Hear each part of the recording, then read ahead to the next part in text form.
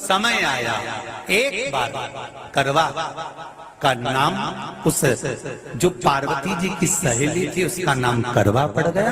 करवा पड़कर एक साधारण परिवार में उसका जन्म था।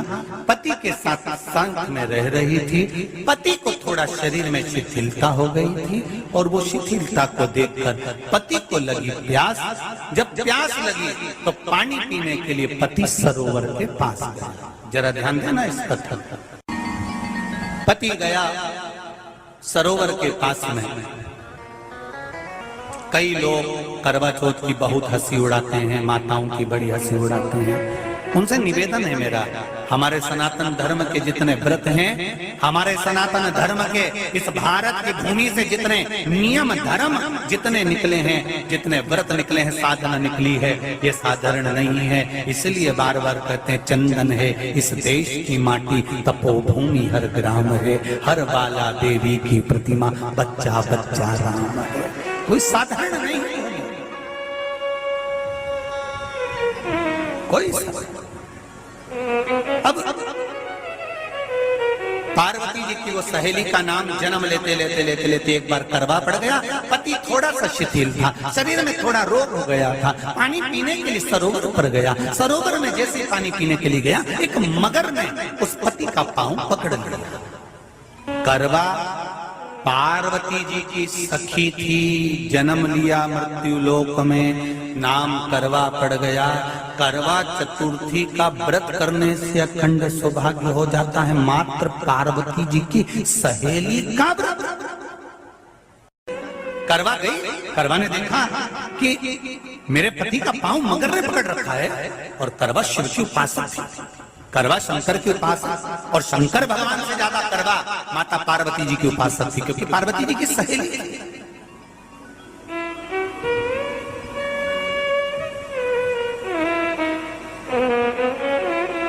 पति का पांव खींचकर मगर पानी में लेकर जा रहा था।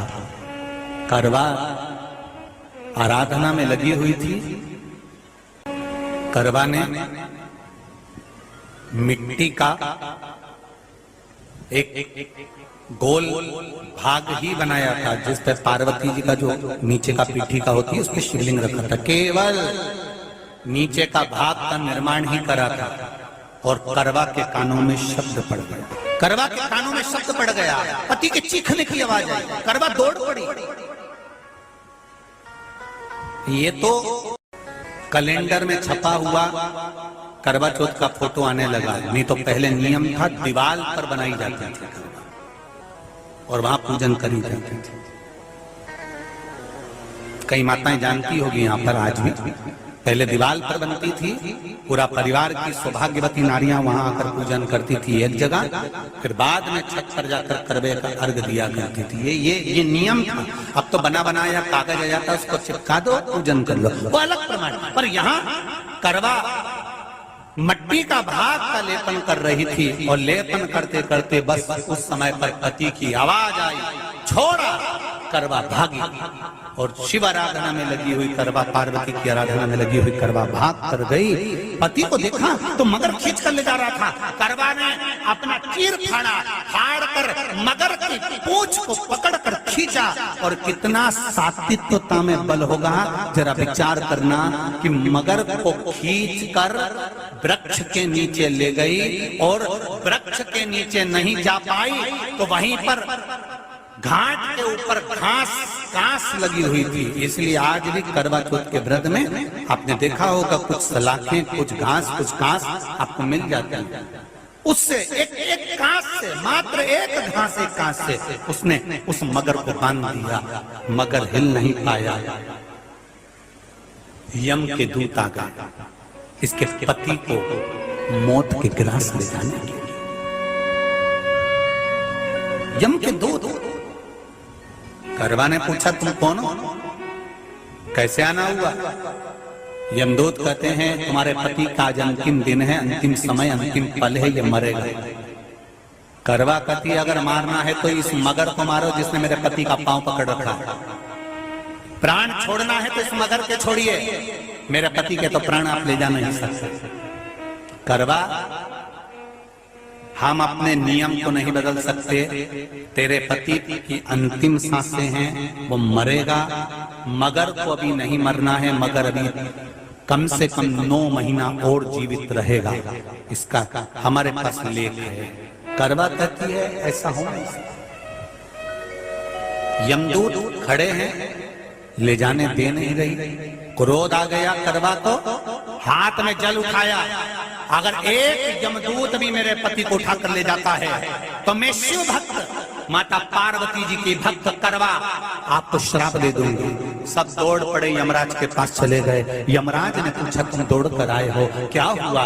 यमराज पूछते हैं, दूत कहते हैं वो करवा अपने पति को नहीं लाने दे रही। यमराज वहां कर खड़ा हो जाता है। करवा को समझाया, करवा तेरे पति के प्राण जा चुके हैं, तेरा पति अब मरने वाला है, अंतिम क्षण इसको ले जाने दे, इसका आज आखिरी दिन है। मगर को ले जा पर मेरे पति को नहीं। मान नहीं पाया। यमराज जब क्रोध पर अड़ गया तब करवा को क्रोध आया और क्रोध में आकर जल लेकर करवा ने श्राप देना चाहा यमराज को। यमराज चरणों में पड़ गया, रेन दे करवा, मैं तुझे वर देता हूँ। आज चतुर्थी का दिन है, तेरे पति को मैं जीवन दान देता हूँ। आज के दिन जो तेरे नाम से व्रत धारण करेगा उसका खंड सौभाग्य स्वयं यमराज करेगा। स्वयं ये वो करवा चौथ का व्रत है। इसलिए करवा चौथ के उद्यापन में लिखा है,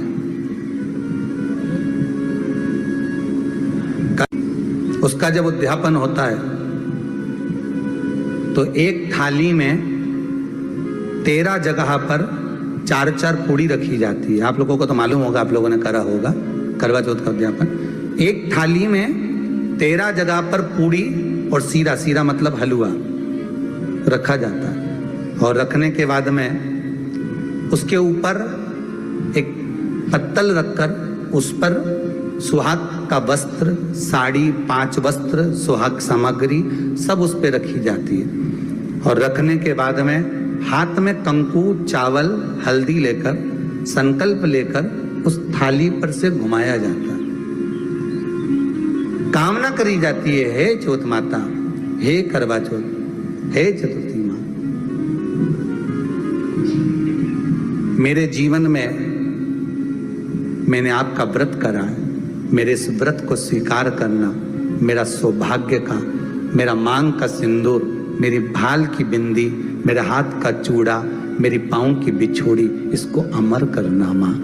और जो ये वस्त्र मैं दे रही हूँ, इस वस्त्र को मैं जो प्रदान कर रही हूँ चौथ माता, इसको स्वीकार कर कर मेरी भी चुनड़ी को लाल बनाए रखना। तब उस साड़ी को, उस वस्तु को, उस सामग्री को उठाकर घर की वृद्ध सास को, जो घर में सासू होती है, उसको दिया जाता है। सास नहीं हो तो किसी सौभाग्यवती नारी को दिया जाता है। उसके बाद में आप फिर ब्राह्मणों का भोजन कराओ, बड़े प्रेम से बुलाओ और ब्राह्मण ब्राह्मणी का भोजन कराओ। अब आज के जमाने में जो करवा चौथ का उद्यापन होता है, उसमें जब समाज की माताएं उद्यापन करती है तो केवल स्त्री को भोजन करा देती है, पुरुष को नहीं कराती। पर करवा चौथ के उद्यापन में लिखा है कि ब्राह्मण का भोजन होना चाहिए, उसके साथ सौभाग्यवती नारी आए, उसकी पत्नी। पर अपन ने तो सोचा कि चौथ माता का उद्यापन है तो केवल स्त्री को खिला दो, उद्यापन का पूर्ण फल मिल जाएगा। नहीं, उसका सुख नहीं और देने का भी फल है महाराज। करवा चौथ का उद्यापन करो तो भोजन करने उसको बुलाओ जो अपने घर का हो, उसको उद्यापन में नहीं गिनो। अपने घर के लोगों तो वैसे ही भोजन करेंगे, घर का व्यक्ति तो वैसे ही भोजन करेगा ना।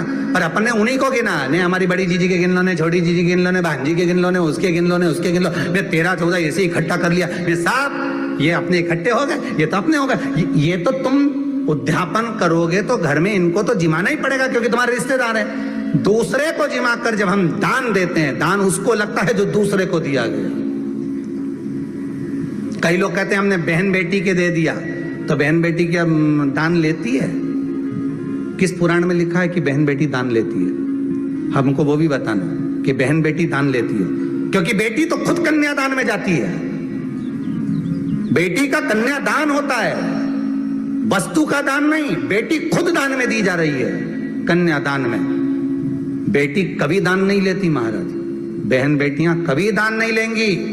और बहन बेटियों को कह भी देना चाहिए, अगर भाभीओं बोले कि हमने जीजी को दान है, दान मान नहीं ले रहे हैं, देना हो तो ठाठ से हमारा हक दे रही हो। हम साल भर में आते हैं तो राखी पे साड़ी दे रही हो, ये हमारा हक है क्योंकि हमारे मकान में रह रही हो, हक दे रही हो, दान नहीं। दान देना है तो पंडित जी के दो, दान देना है तो ब्राह्मण को दो, गौ माता को दो। हम दान नहीं ले रहे, हम अपना हक मांग रहे हैं।